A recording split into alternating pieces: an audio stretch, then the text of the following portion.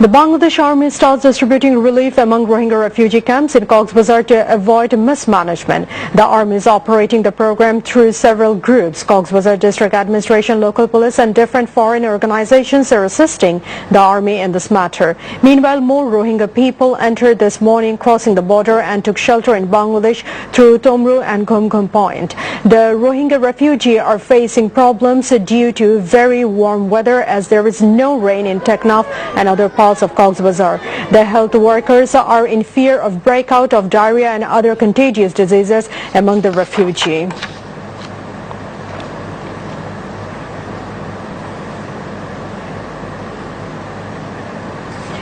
Justice Minister Amir Hussain Amu has said that the government is not considering refugee status for the Rohingya people at this moment. The minister told us after a meeting of the Cabinet Committee on Law and Order this afternoon. He also said that following the growing influx of Rohingya, the government is expanding the number of camps in Cox's Bazar. He also added that till now an estimated 4.5 lakh Rohingya people have sought refuge in Bangladesh.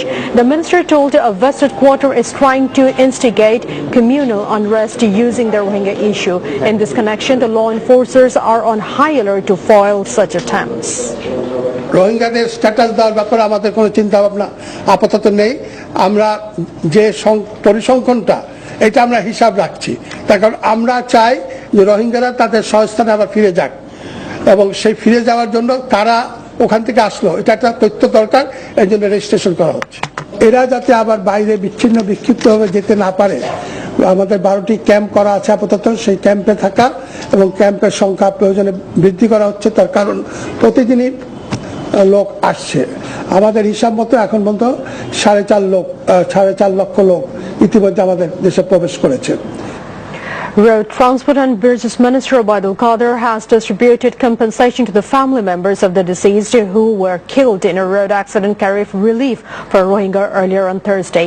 The minister distributed compensation at Naikonchari in Bandarban this morning.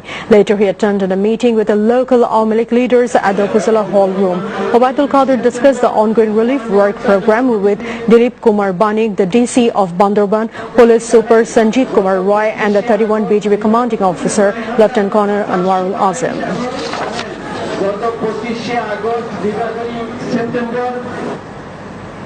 Meanwhile, Saudi Arabia condemned the government of Myanmar's policy of repression against minority Rohingya Muslims. In a speech at the United Nations General Assembly, Saudi Foreign Minister Adel Al-Zubair said that his country is gravely concerned and condemns the policy of forced displacement carried out by the government of Myanmar against the Rohingya. Calling the Rohingya crisis as human tragedy, he also urged as urgent response to put an end to it in line with the principles on which the UN was founded. Adel Al-Zubair also told that humanitarian assistance will be provided to the affected Rohingya minorities from Saudi Arabia.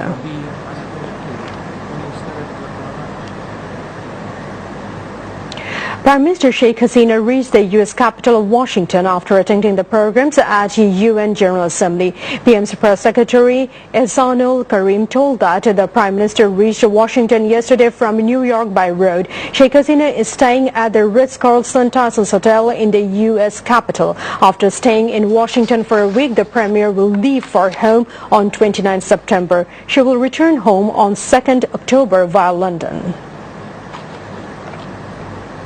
The last moment preparation is underway to celebrate the Durga Puja, the biggest festival of the Hindu community throughout the country. This year, the Durga Puja will formally begin through the Mahashoshti Puja on 26 September. Temples across the country are getting decorated for this religious festival. The sculptures are giving the last-minute touches to the idols of Durga. The police all over the country have taken all necessary measures to ensure a safe and secure celebration of Durga Puja festival this year. Additional members of the RAB, DB and Answers will be deployed at the pavilion along with CCTVs to avert any untoward situation. The Sharadiyo Durga Show will conclude through the Vijaya Dashami on 30th September.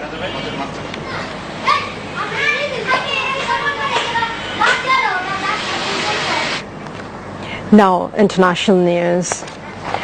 The Pentagon has said that U.S. Air Force B-1B Lancer bomb was escorted by fighter jets flew close to North Korea's east coast on Saturday to demonstrate the military options available to defeat any threat. It also said the flight was the farthest north of the demilitarized zone between the Koreas that any U.S.